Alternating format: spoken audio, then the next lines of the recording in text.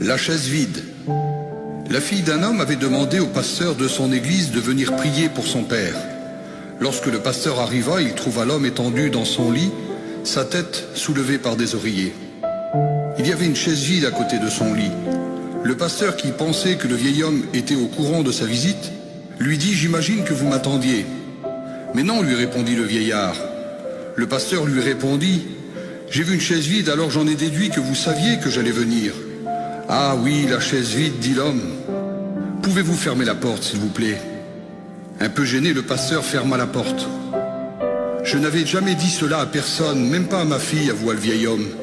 Mais durant toute ma vie, je n'ai jamais su comment prier. À l'église, j'avais l'habitude d'écouter le pasteur parler de la prière, mais cela me passait au-dessus de la tête. Et j'ai abandonné toute tentative de prière. Jusqu'au jour où mon ami m'a dit, il y a 4 ans, « Jean, la prière, c'est simple. C'est une question d'avoir une conversation avec le Seigneur.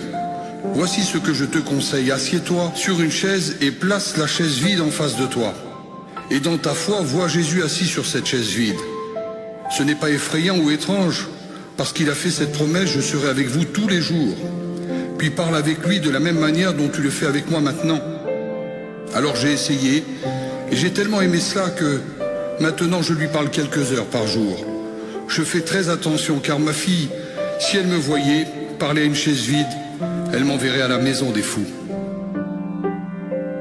Le pasteur fut si profondément touché qu'il encouragea le vieil homme à continuer son voyage de cette façon. Alors le pasteur pria avec lui fit l'onction d'huile et le quitta pour aller à l'église. 2 jours plus tard, la fille du vieil homme appela le pasteur pour lui dire que son père était mort dans l'après-midi. Le pasteur demanda « Est-il mort en paix ?» Oui, lorsque je suis sorti vers 2 heures, il m'a demandé de s'approcher de lui, puis il m'a dit qu'il m'aimait. Il m'a souri et il m'a embrassé. Je suis revenu 1 heure plus tard et j'ai trouvé mon père assis là, sans vie. Elle continua et dit « Il y avait quelque chose d'étrange à sa mort. Apparemment, juste avant de mourir, mon père s'est penché et appuyé sa tête sur la chaise vide près de son lit. Que pensez-vous de cela, pasteur ?»